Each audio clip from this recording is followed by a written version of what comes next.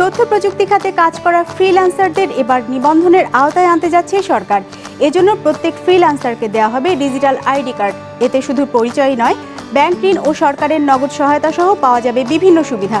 বৃহস্পতিবার এ বিষয়ে আইসিটি বিভাগ ও বাংলাদেশ ফ্রিল্যান্সার ডেভেলপমেন্ট সোসাইটির মধ্যে সমঝোতা স্মারক সই হয়েছে।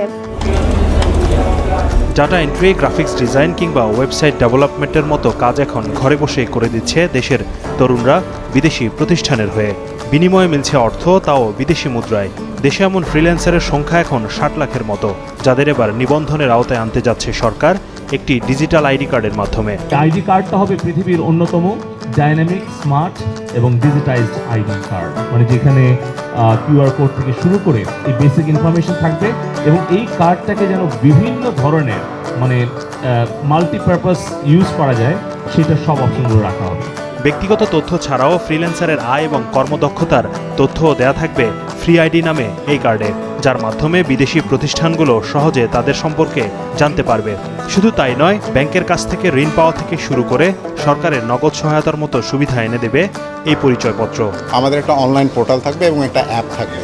এই অনলাইন পোর্টাল এবং অ্যাপের থ্রুতে দেখা যাচ্ছে যে আরও বিস্তারিত তথ্য বিভিন্ন ব্যাংক, বিভিন্ন থার্ড পার্টি অর্গানাইজেশন তারা সিকিউরলি অ্যাক্সেস করতে পারবে সেই ফ্রিল্যান্সারের অনুমতি সাপেক্ষে। এটা পাবলিকলি ওপেন থাকবে না। সবার সাথে কিন্তু একটা ইন্টারঅপারেবিলিটি নিশ্চিত থাকবে। ফলে বাংলাদেশ ব্যাংক তার যদি কোনো প্রশ্ন থাকে বা কোনো ইনভেস্টিগেশন করতে চায় যে তুমি $5,000 বা বিষয়টা কেন আনছো, কী অবস্থা, সে কিন্তু সাথে সাথে সবার সাথে কিন্তু যুক্ত হতে পারবে, তার ভেরিফিকেশন সব কিছু। আর সেইগুলো কিন্তু নিশ্চিত করবে এই free ID. Without having all those verification আমরা কিন্তু এদিকে কোনো কার্ড দেবো না।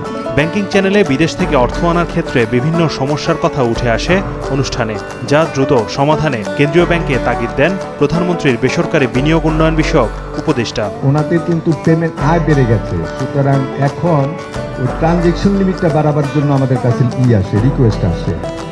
ওই $2,000 থেকে এটা যদি $5,000 করা হয় তাহলে this can B a good thing.